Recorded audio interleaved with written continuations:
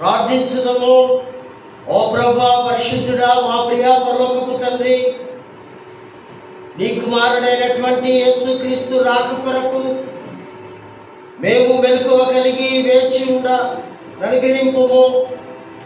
ఆయన రాకడలో ప్రభువా, మేము ఆయన వచ్చి తలుపు తట్టుతూ ఉన్నప్పుడు మేము పాపములో నిద్రించు వారమనే కాక మెలకువగా నుండి ఆయనకు స్తుతులు అర్పించడానికి, ఆయనను స్వాగతించడానికి, ఆయనను మహిమపరచడానికి ప్రభువా మాకు నూతనమైనటువంటి శక్తిని, బలమును అనుగ్రహిస్తూ వాక్యపు ధ్యానములోనికి మేము ప్రయాణిస్తూ ఉండగా నీ స్వరాన్ని వినిపిస్తూ శ్రేష్టమైన అమూల్యమైనటువంటి సందేశము ద్వారా మరొకసారి మేము లోతైన విశ్వాసంలో మేము, మా కుటుంబము, మా సంఘాలు ప్రయాణించులాగున సహాయం చేస్తూ చేరవచ్చినటువంటి దైవిక కుటుంబం అంతటిని దీవించగలరని యేసు నామమున వేడుకుంటున్నాము తండ్రి,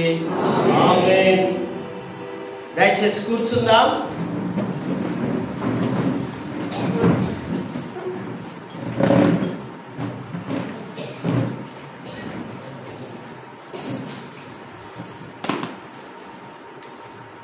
దేవుని పరిశుద్ధ నామానికి వందనాలు చెల్లిస్తున్నాను. ఈ శ్రేష్టమైన ఘనమైన ఈ గొప్ప భాగ్యం, ఈ గొప్ప ధన్యత, దేవుడి వాక్యం బోధించడం, దేవుడి వాక్యం వినడం, ఇదంతో ఆశీర్వాదకరం, దీవెనకరం.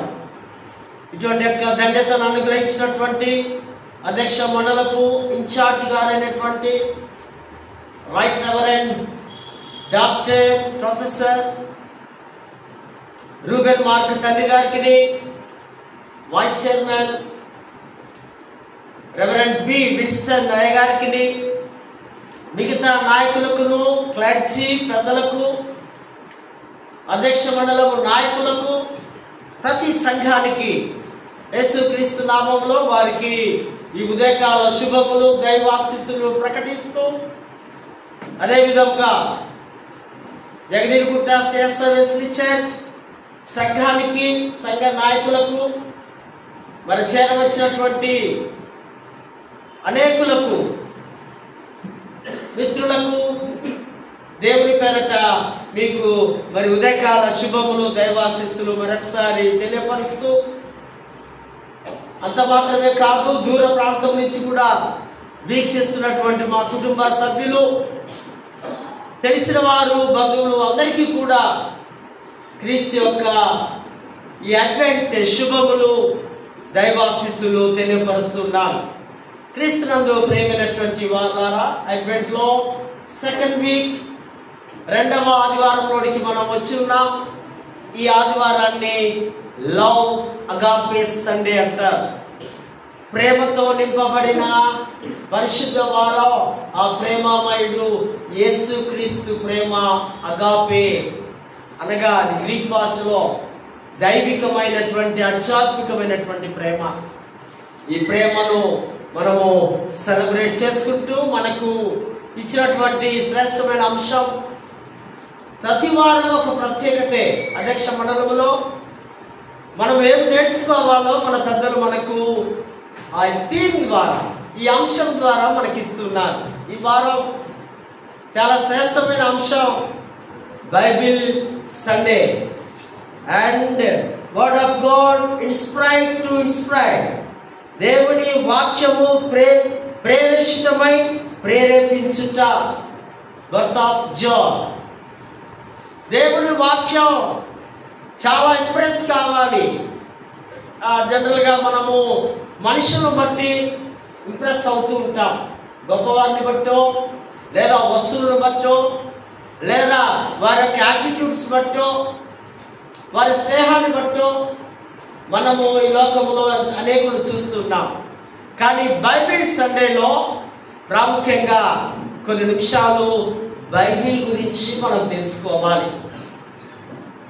బైబిల్ అన్న మాట పరిశుద్ధ గ్రంథంలో ఎక్కడా లేదు. మనం అనుకోవాలి దీన్ని తోరా అంటున్నాం, లేదా ధర్మశాస్త్రం అంటున్నాం, లేదా క్రీస్తు శాస్త్రం అంటున్నాం.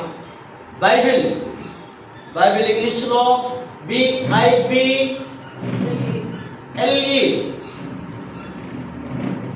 ఒక్కొక్క లెటర్ గురించి మనము చూద్దాం.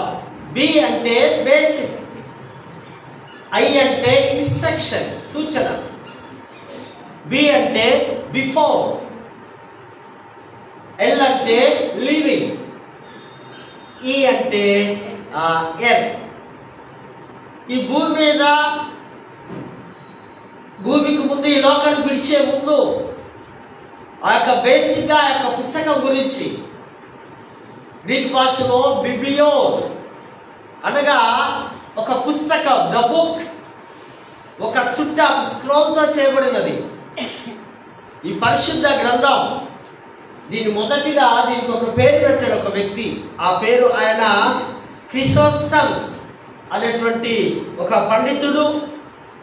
ఈ బుక్స్ అన్నిటినీ జత చేస్తూ ఒక ఆర్డర్లో వీటికి బైబిల్ అని నామకరణం చేస్తాడు ఆయన.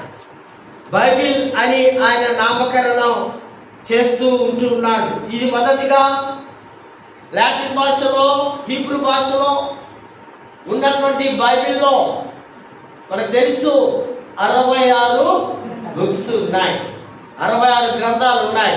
ఈ 66లో 39 అంటే 27 పుస్తకాలు కలిపి మనము బైబిల్ అంటున్నాం.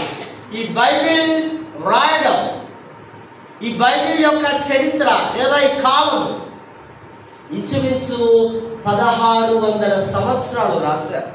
ఎక్కడి నుంచి స్టార్ట్? ఇది మోషే దగ్గర నుంచి పద్మాసు ద్వీపంలో యోహాను వరకు రాస్తూనే ఉన్నారు. వీరు 40 మెంబర్స్, 40 మంది ఈ బైబిల్ను రాయడం జరిగింది. దేవుడి ఆత్మ వారి మీదికి వచ్చినప్పుడు, దేవుడి చేత ప్రేరేపించబడి, మాట దేవుడిది, వ్రాత మానవునిది. ఈ 40 మంది వారు ఈ బైబిల్ని వారు పూర్తి చేయడం జరుగుతూ ఉంది. ఈ బైబిల్లో ఇందులో చాలా అద్భుతమైన పుస్తకం. ప్రపంచంలో మొట్టమొదటి అచ్చుయంత్రం కనుగొన్న తర్వాత ప్రింట్ చేయబడ్డ పరిశుద్ధ గ్రంథం ఇదొకటే. 1456లో 1456లో మొదటిగా దీన్ని లాటిన్ భాషలో, తర్వాత జర్మన్ భాషలోనికి వారు అచ్చుయంత్రం ద్వారా ముద్రించినట్టుగా పండితులు మనకు తెలియపరుస్తూ ఉంటున్నారు. ఇది తర్వాత కాలంలో ఇంగ్లీష్ భాషలోనికి, ఆ ఇంగ్లీష్లో ఆ ఆంగ్ల ఆ పితామహుడు విలియం టిండెల్ అనేటువంటి ఆయన 1530లో 1530 సంవత్సరంలో ఆ లాటిన్లో నుంచి, ఆ జర్మన్ భాషలో నుంచి ఇంగ్లీష్ భాషలోనికి బైబిల్ తర్జుమా చేయబడ్డది. అక్కడి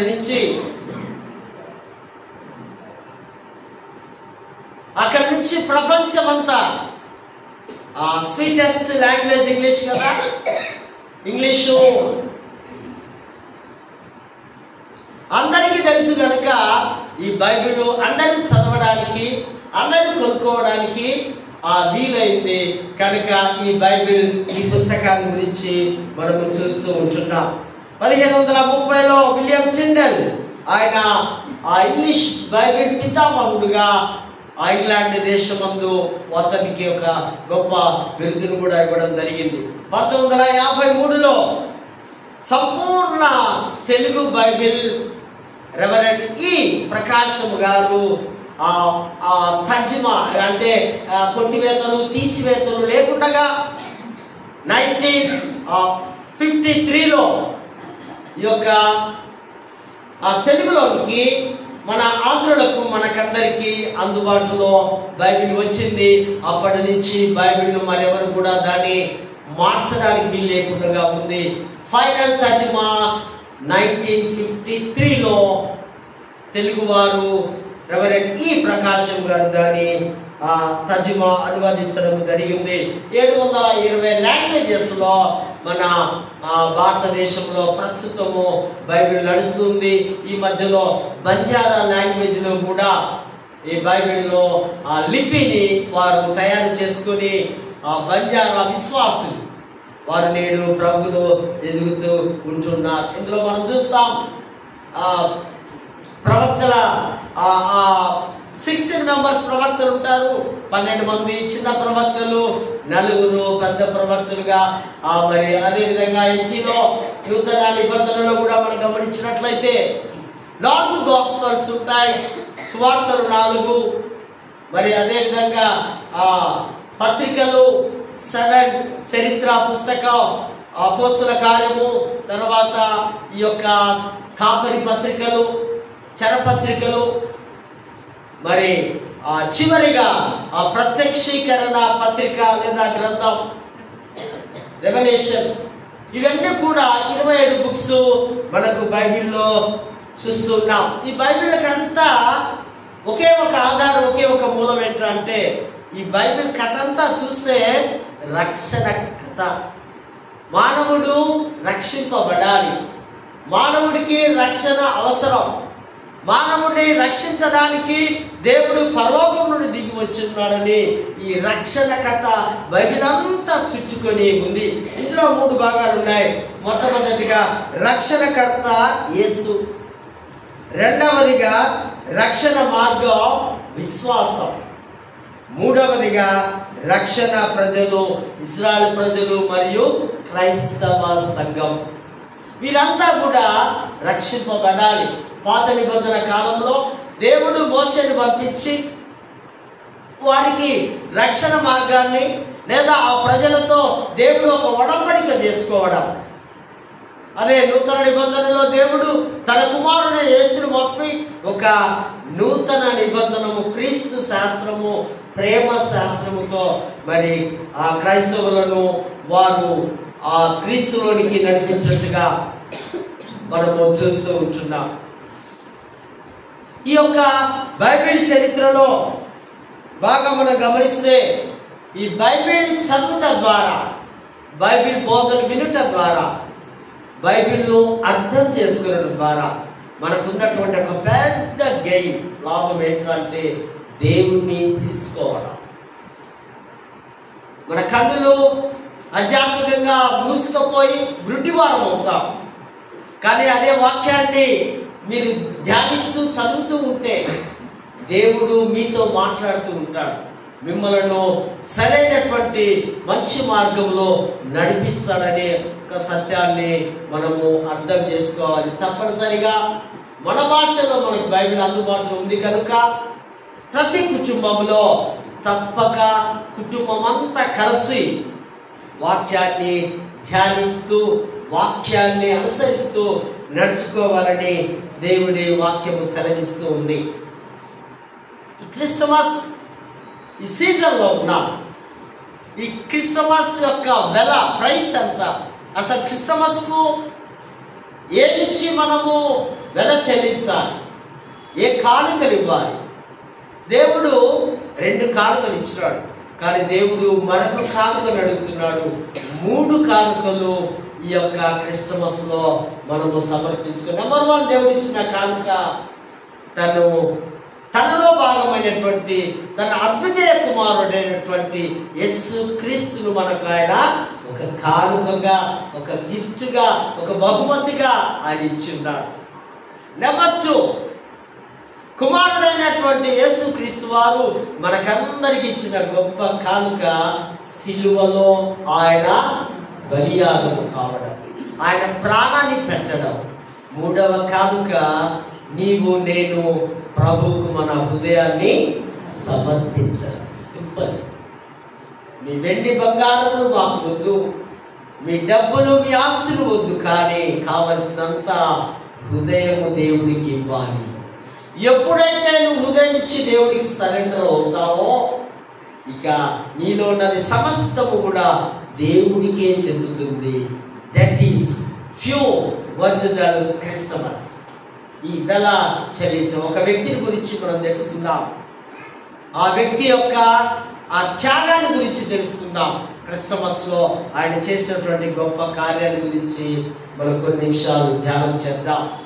1987 డిసెంబర్ 22 నాడు ప్రపంచ ఇవాంజలిస్ట్ డాక్టర్ బిల్లీ గ్రేహాం వారు రేడియోలో మెసేజ్ ఇవ్వాలని ప్రపంచానికంతా అన్ని రేడియో స్టేషన్కు కనెక్ట్ కావడం, 153 రేడియో స్టేషన్స్ అందరి పర్మిషన్ తీసుకున్నాడు.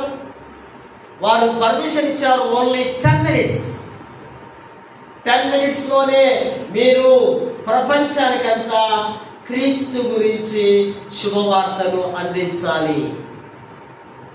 10 మినిట్స్లో 1 minute prayer, 1 minutes greeting, 8 minutes message. క్రీస్తు గురించి ఆయన బోధిస్తూ ఒక 3 words 3 పదాలు ఆయన దాని మీద ఆయన మాట్లాడుతున్నాడు. నెంబర్ 1 క్రెడల్ అనగా ఊయల, యేసుక్రీస్తు యొక్క తొట్టి లేదా యేసుక్రీస్తు యొక్క ఊయల క్రిస్టమస్ ఆ సందర్భంలో ఏ విధంగా ఉంది. నెంబర్ 2 క్రాస్, సిలువలో ఆయన పొందినటువంటి ఆయన అనుభవించినటువంటి ఆ క్రాస్ గురించి. మూడవదిగా క్రౌన్, 3 సీలే. క్రౌన్ అంటే కిరీటం. ఆయన ధవల సింహాసనం మీద రాజుగా ఆయన కిరీటాలు పెట్టుకోవడం, తండ్రి అయిన దేవుని కుడి చేతి వైపున కూర్చొని ఆ యొక్క సింహాసనం నుంచి తీర్పు తీస్తారని వీటి గురించి ఆయన మెసేజ్ ఇవ్వాలి. సో ఆయన అమెరికా దేశంలో సిద్ధపడుతుంటే ఆయనకు ఒక టీం ఉంది. మన క్యాలెన్స్ టీము మనము నడుస్తుంది కదా. రాత్రి అంతా కూడా పాటలు ఆటలతో ఆనందంగా ఈ స్తుతుల పండుగ, ఈ పాటల పండుగను సెలబ్రేట్ చేస్తున్నాం. ఈయనకు ఒక టీం ఉంది, 11 మెంబర్స్. ఆ రేడియో స్టేషన్ ముందు వారికి అలవాటు, ఆ మినిస్ట్రీలో వారికి అలవాటు ఏంటంటే అందరి చేతులు పట్టుకొని ప్రార్థిస్తారు. కారులో బిల్లీ గ్రేహాం గారు చక్కటి సందేశము, మరి ఏ డిస్టర్బెన్స్ లేకుండా, ఏ రేడియో స్టేషన్ ఏక శబ్దాలు లేకుండా, ఎవరు కూడా దురాత్ముడు ఎవరు కూడా ఇబ్బంది కలగకుండా ఉండాలని అందరి చేతులు పట్టుకొని ప్రార్థన చేస్తారు. ఓకే, బాగుందంతా అయిపోయింది, ప్రార్థించారు. ఒక్కొక్కరు టెక్నీషియన్స్, ఆ టెక్నీషియన్స్ ఉంటారు. ఆయన టీంలో ఒక టెక్నీషియన్ ఉన్నాడు, ఆయన ఎలక్ట్రీషియన్, ఆయన పేరు మెకర్జీ గారు ఆ లోపల రూమ్లో కూర్చొని అవన్నీ అడ్జస్ట్మెంట్ చేస్తూ ఉంటే ఆ సౌండ్ సిస్టమ్ అన్ని కూడా చక్కగా నడుస్తూ ఉంది. 4-5 మినిట్స్ ప్రసంగాలు బాగా సాగుతున్నాయి. సడన్గా అందులో నుంచి ఒక వైరు కట్ అయిపోయింది. వైర్ కట్ అయిపోతే మళ్ళీ వైర్ను మళ్ళీ సెట్ చేసుకోవాలంటే టైము పడుతుంది.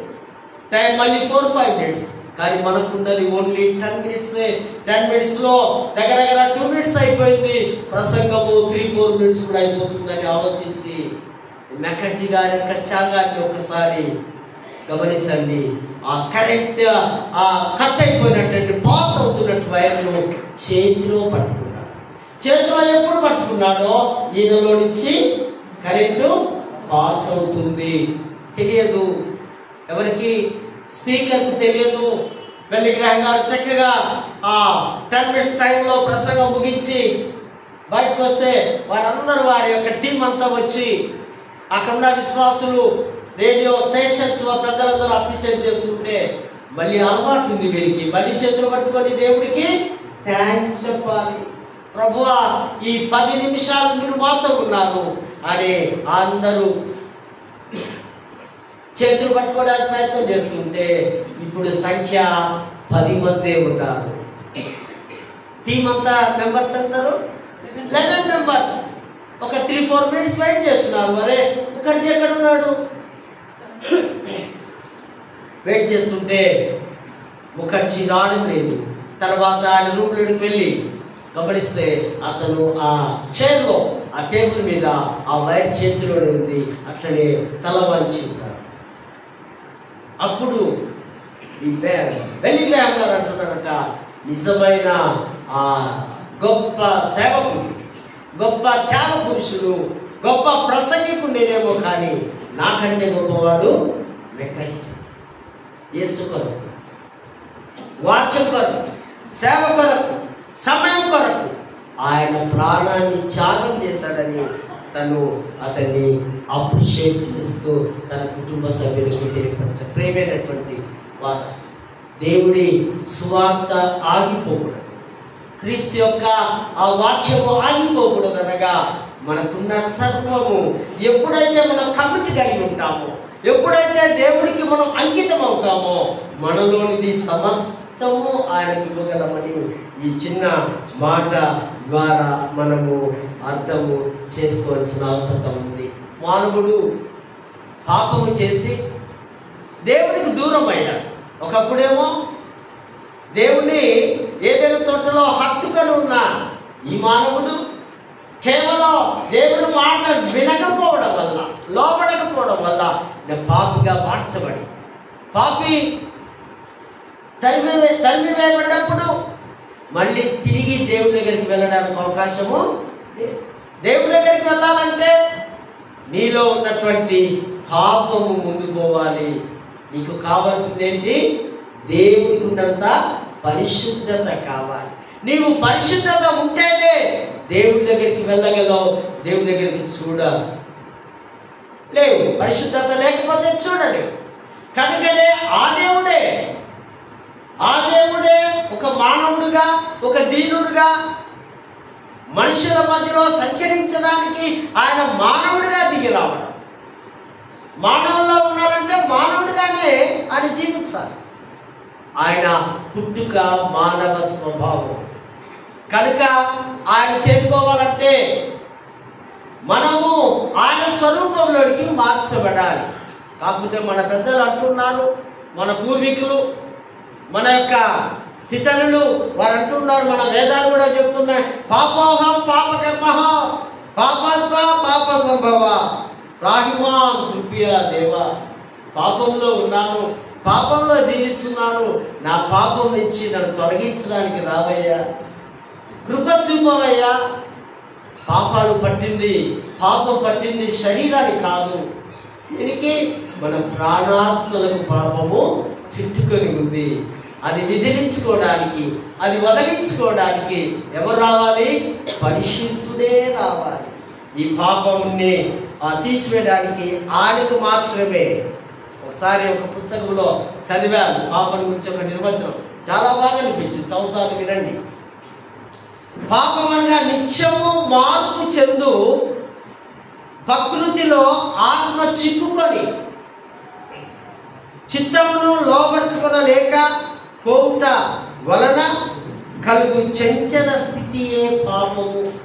చంచలత్వము, ప్రకృతిలో లోకంలో మార్పులు జరుగుతూ ఒక ఆశ పడి మరొక ఆశ, ఒక కోరిక పడి మరొక కోరిక, ఇవి చుట్టుకొని చంచలమైనటువంటి మనస్సు కలిగి జీవించేది అంట పాపం.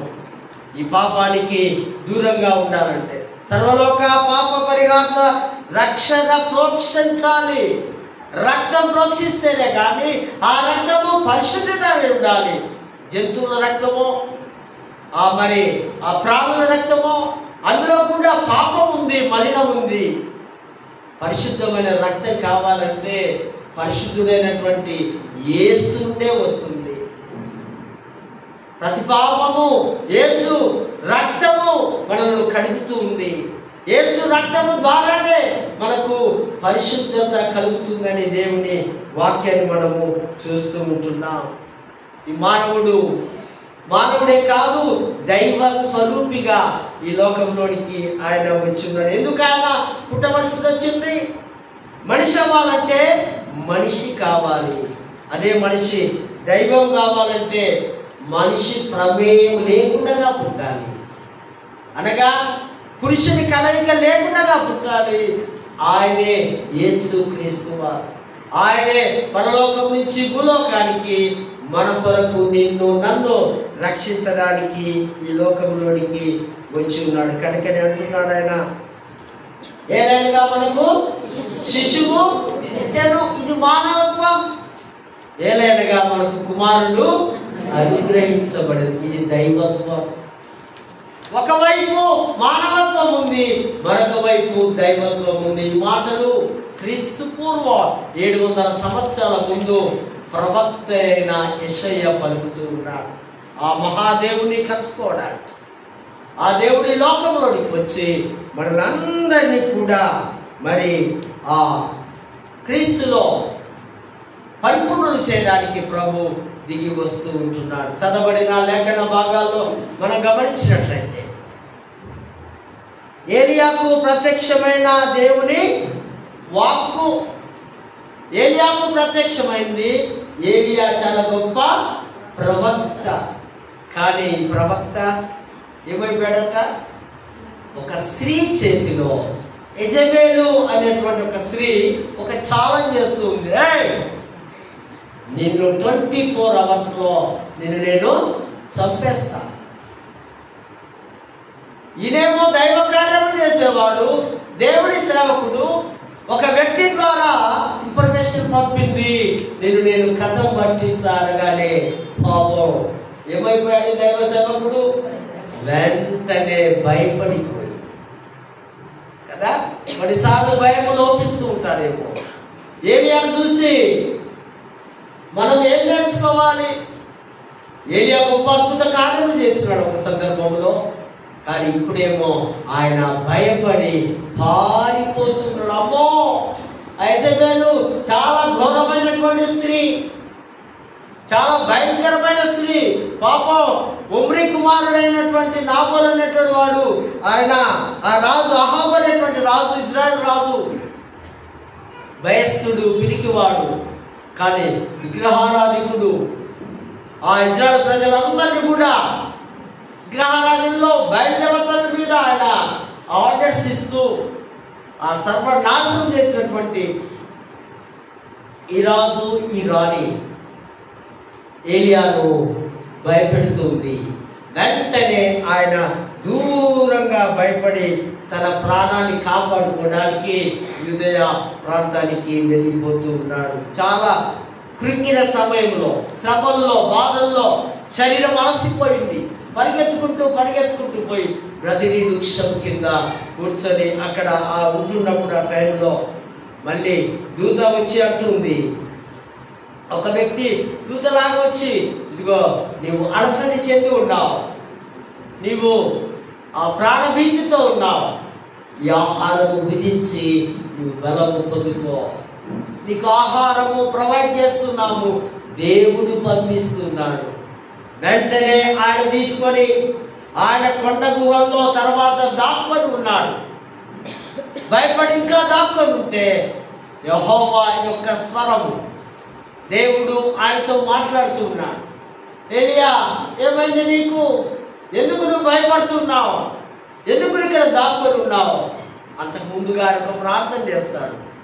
నా ప్రాణమును తీసివేయి, నేను నీరసించిపోయాను, నేను ఆ యెజబెలుతో కొట్లాడలేను, నన్ను అది చంపేస్తుంది, నా ప్రాణము తీసివేయి. మోషే కూడా ఒకసారి ఇజ్రాయెల్ ప్రజలు విసిగించినప్పుడు నా ప్రాణాన్ని తీసివేసి ప్రార్థన చేస్తాడు. తీసివేసిందా దేవుడు? పౌలు కూడా తన శరీరంలో ఒక ముళ్ళు ఉందని ముమ్మారు ప్రార్థన చేస్తాడు. నాకు స్వస్థత కావాలి, నాకు హీలింగ్ కావాలి, నేను భరించలేకపోతున్నాను ఆ నొప్పిని, ఆ బాధలని. కానీ దేవుడు మాత్రం చేయలేదు ఆ పని. నీవు ఆ విధంగా నీకు ఉండడమే నాకు ఇష్టమైంది. నీకు ఆ రోగం ఉండడం నాకు ఇష్టం, నీకు ఆ శ్రమ ఉండడం నాకు ఇష్టం, నువ్వు ఆ బాధలు పడడం నాకు ఇష్టం. కొన్నిసార్లు దేవుడికి చిత్తం, దేవుడి ఇష్టాన్ని మనం కాదనడానికి వీలు లేదు. ఒకవేళ కాదన్నా నువ్వేం చేయలేవు. నీ బాధలు వచ్చినా, సమస్యలు వచ్చినా, రోగాలు వచ్చినా దేవుడే తీసివేయాలి. కానీ నీవు చింతించి దుఃఖించి ఏం చేసినా ఏమీ ప్రయోజనం లేదు. ఏలియా అదే ప్రార్థన చేశాడు. కానీ దేవుడు మళ్ళీ ఆయనకు తన యొక్క మాట ద్వారా నీ సేవ ఏమైంది, నీ పరిచయం ఏమైంది.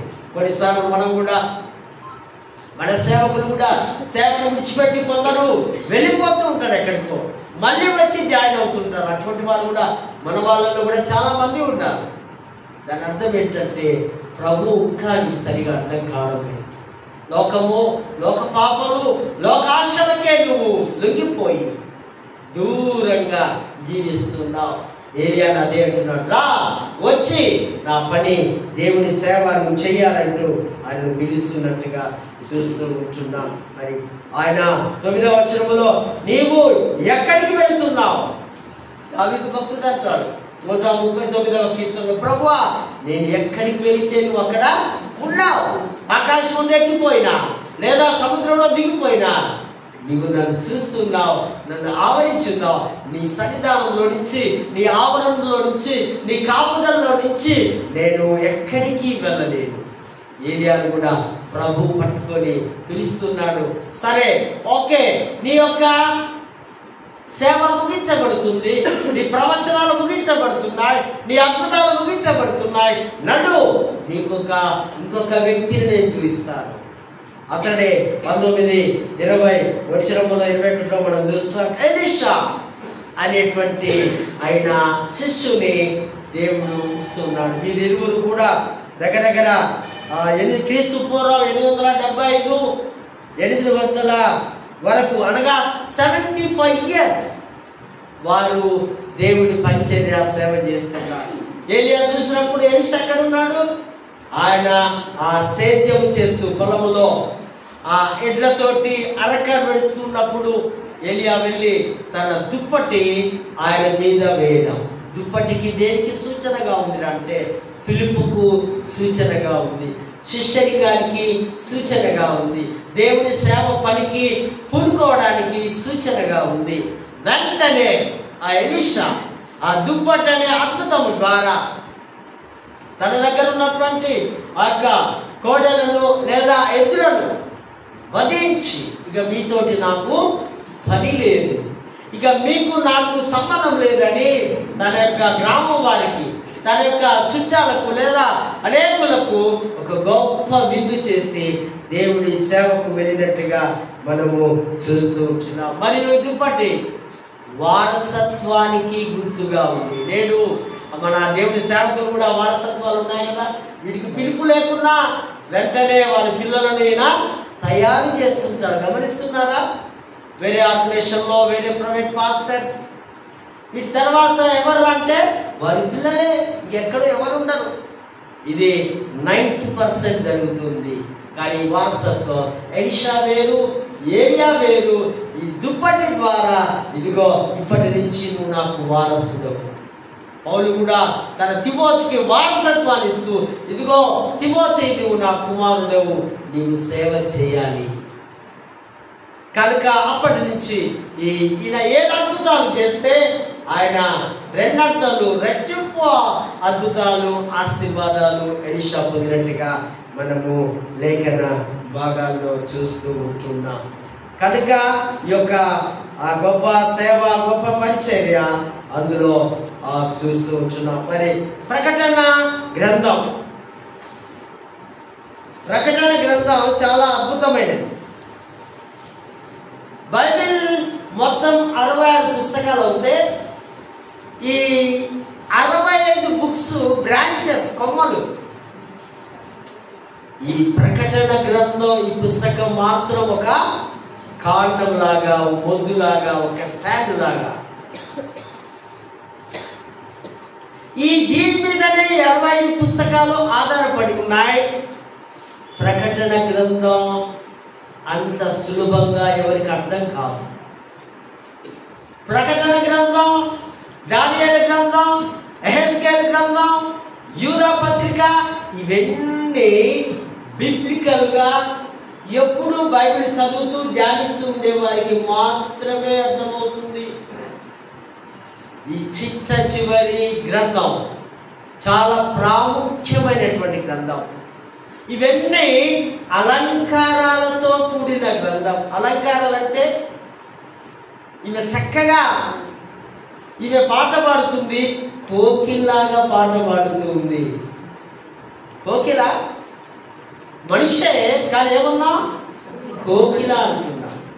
6 నూరైనా 100 అవుతాయా? దాని ఏమంటున్నాం? అలంకారాలు. అరే వాడు కోతిలాగా ఉన్నాడుదా, వాడి పనులు అవి. కోతి పనులు చేస్తే కోతి అని మనిషే.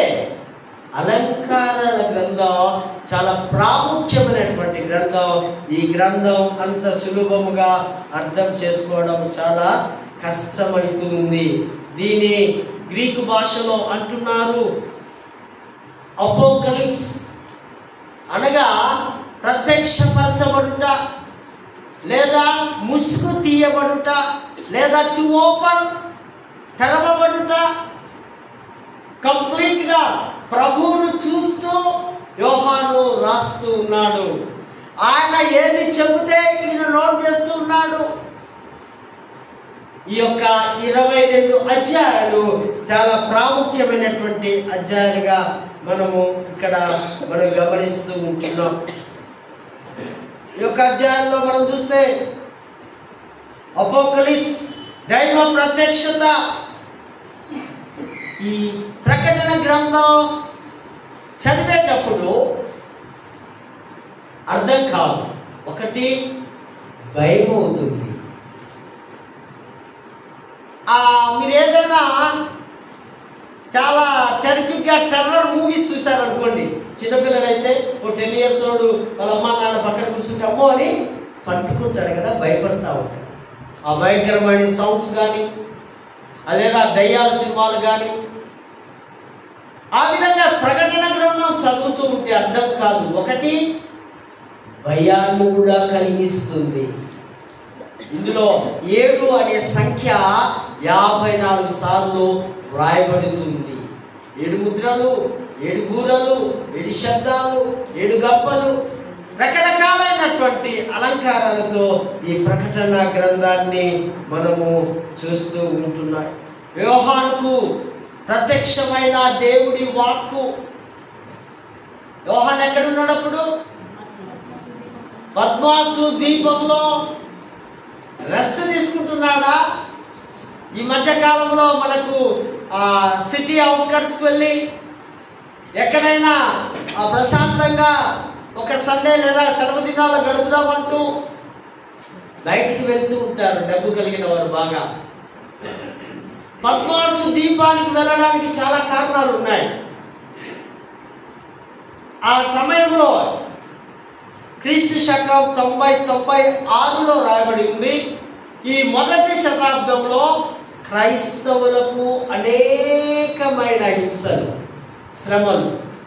చాలా అదృష్టవంతులు మనం, చాలా ధన్యులం మనం. కోర్స్ అక్కడ ఇక్కడ శ్రమలు కనిపిస్తున్నాయి నేడు, కానీ చాలా మటుకు చాలా బాగా మనకుంది. కానీ ఆ దినాల్లో లేదు. ఆ దినాల్లో చక్రవర్తులు ఉన్నారు. నీరో చక్రవర్తి ఉన్నాడు, డొమోషియన్ చక్రవర్తి ఉన్నాడు, మరి ఇంకా అనేకమైనటువంటి ఆ చక్రవర్తులు, ఆ ట్రాజన్ చక్రవర్తి. మీరంటున్నారు నేనే దేవుడను, నేనే ప్రభుడునని ఆ చౌరస్తా ఏరియాలో వారికి స్టాచ్యూస్ పెట్టుకొని వచ్చిపోయే వాళ్ళందరూ కూడా వారికి తల వంచి నమస్కరించి వెళ్ళాలి. మనం కనపడగానే సెకండ్ తీసుకొని ప్రైజ్లో ఆడుతాం, అంతే కదా. అంతేగాని కిందికి సాష్టాంగపడి నమస్కరిస్తామా? మీరు నాకు చేయరు, నేను మీకు చేయను. కాకపోతే ఒక పలకరింపు. కానీ అక్కడ రాజుకు చక్రవర్తికి నీవు చెయ్యాలి. ఇదేమో మంచి విశ్వాసులు క్రైస్తవులు చేస్తారా? అప్పుడు చేయకపోతే ఆయన చేయాలిగా. వెంటనే రివైవ్ చేసుకోవడం, పగ, చిత్రహింసలు, రకరకాలైనటువంటి శ్రమలు పెట్టి చంపడం. కథలు ఉన్నాయి. ఈయనను ఏదో నూనెలో వేసి చికెన్ ఫ్రై చేసినట్టు ఫ్రై చేస్తే చనిపోలేదట యోహాను. అప్పుడు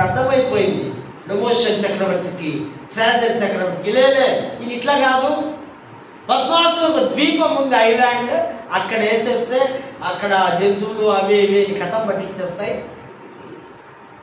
ఎవరు వెళ్ళడానికి రావడానికి వీలు లేదు అని తీసుకుపోయి ఆ ద్వీపంలో ఇతన్ని పడేస్తున్నారు. ఆ టైంలో అతనికి దగ్గర 100 years ఉన్నాయి. యేసు ప్రభు ఆ సినిమా టైంలో యంగ్ బాయ్, యంగ్ శిష్యుడుగా ఉన్నాడు. అప్పటికి ఆ టయానికి మరి వృద్ధుడైపోయినాడు. ప్రభు చెబుతూ ఉంటే అది చేస్తున్నాడు. 7 సంఘాలకు పత్రికలు రాస్తున్నారు. 7 సంఘాలు నేడు ఈ దినం లేవు, కానీ టర్కీ దేశంలో ఒక ప్రాంతంలో, రెజిలిన్ అనేటువంటి ఒక ప్రాంతంలో ఉన్నాయి, ఆ దేశంలో ఉన్నాయి. ఆ 7 సంఘాలకు ఆయన రాస్తున్నటువంటి ఆ పత్రికలు మనము చూస్తున్న హెచ్చరికలు. 22 అధ్యాయాలు. మొదటి అధ్యాయం చిన్నగా ఒక 5 నిమిషాల్లో ఈ 22 చాప్టర్స్ గురించి నేను తెలియజేస్తాను. ఫస్ట్ చాప్టర్లో హీరో జీసస్, ఆయన గురించి రాయబడింది. మీరు వీరున్నప్పుడు 1 2 సార్లు బాగా చదవండి. ప్రకటన గ్రంథం పదే చదవండి, మీకు బాగా అర్థం. ఫస్ట్ చాప్టర్ అట Jesus, second and third army. యేసుకు ఆర్మీ ఒక సంఘం ఉంది. ఆర్మీ అనగా ఈ సంఘమే యేసు ప్రభువును నమ్మినటువంటి బిడ్డల గురించి 2-3 అధ్యాయాలు మనం చూస్తాం. 4-5 అధ్యాయంలో పరలోకములో జరిగే కార్యాలు, పరలోకం ఎలాగుంది, పరలోకంలో ఏం జరుగుతుంది అని 4 and 5 చాప్టర్స్ ఇక్కడ మనకు తెలియపరుస్తూ ఉంటుంది. తర్వాత నేరుగా అక్కడి నుంచి 6 నుంచి 18 వరకు భూలోకంలో జరిగే పనులు. 6వ అధ్యాయం నుంచి 18వ అధ్యాయం వరకు భూలోకంలో ఆ యొక్క మృగాలు దిగి రావడం, బూరలు దిగి రావడం, సముద్రంలో నుంచి ఒక బలిష్టమైనటువంటి ఒక ఘోరమైనటువంటి మృగము రావడం, ఇవన్నీ భూలోకంలో ఈ తీర్పులని, ఈ కష్టాలు, శ్రమలని అవన్నీ కూడా మనము చూస్తాం. మరి 19th చాప్టర్ తప్పనిసరిగా అందరూ చదవాలి. 2వ రాకడ. 19వ అధ్యాయం అంతా యేసు వస్తున్న విధానం, ఆయన ఏ విధంగా వస్తున్నాడో అక్కడ రాయబడింది. 20-22 నిత్యత్వం, ఎటర్నిటీ, మహిమ రాజ్యం. అందుకే చివరిలో అంటాడు 22వ అధ్యాయంలో, ఇదిగో నేను త్వరగా వచ్చేస్తున్నాను. Behold I am coming soon, quickly coming. త్వరగా నేను వస్తున్నాను, మీరు సిద్ధంగా ఉండాలి. ఇది క్షుణ్ణంగా ఈ ఇంట్రడక్షన్. అందులో ఈ యొక్క 7 లెటర్స్ అని చెప్పాము కదా, అందులో నెంబర్ 1 ఇవి 4 Pలు నేను చెప్తాను. 4 Pలు అంటే ప్రాఫిటికల్, అనగా ప్రవచనాత్మకమైనటువంటిది గ్రంథంలో ఉన్నాయి. ప్రవచించే గ్రంథం అనగా ముందు ఏదైతే ఉందో, ఏదైతే పాత నిబంధన గ్రంథంలో ఉన్నాయో ఈ గ్రంథంలో నెరవేర్చబడుతున్నాయి. ప్రాఫిటికల్ లెటర్స్ అన్నాం. Number 2 practical letters. ఇవి ప్రాక్టీస్ చేస్తున్నాం ఈ యొక్క పత్రికల్లో, మనం దాన్ని అనుభవిస్తున్నాం, అనుసరిస్తూ ఉన్నాం. Number 3 powerful letters. ఇది చాలా బలమైనటువంటి పత్రిక, చాలా ఏదో ఆశామాషదని కాదు, పవర్ఫుల్, చాలా స్ట్రాంగ్గా ఉంటాయి. తర్వాత ఇది పర్సనల్ లెటర్. ఇది మీకు నాకే రాసిందని అర్థం చేసుకోవాలి. ఈ లెటర్, ఈ ప్రకటన గ్రంథం నాదే, నా కొరకే దేవుడు రాయించాలని, నేనే దీన్ని అనుభవించాలని మనము అర్థం చేసుకోవలసిన అవసరత ఉంది. దూత వచ్చింది. ఇక్కడ చదవబడినటువంటి ఆ యొక్క ఫస్ట్ వర్సెస్లోనే ఇక్కడ మనం గణిస్తే ఒక బలిష్టమైనటువంటి దూత బూర ఊదక ముందే దేవుడు తన ప్రజలతో తన మహిమ పరచుకోవడానికి వస్తుంది.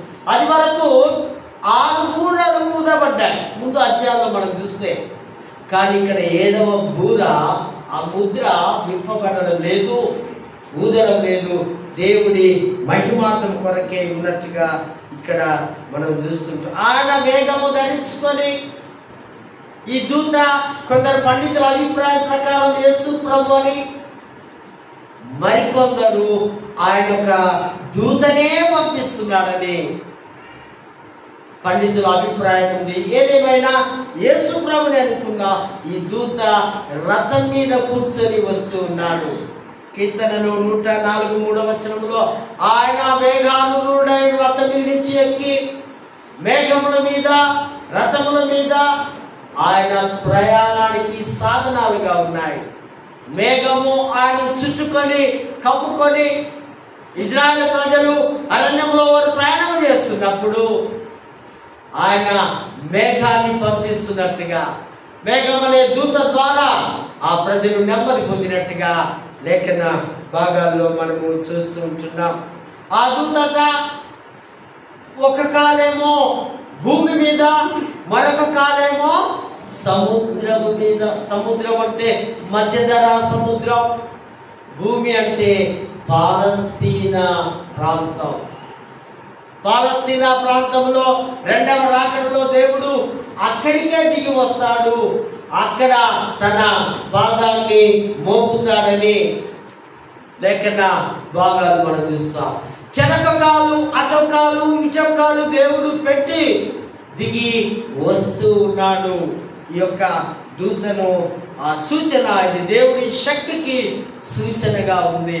ప్రభు వస్తూ ఉన్నాడు. 2వ వచనంలో మనం గమనిస్తే,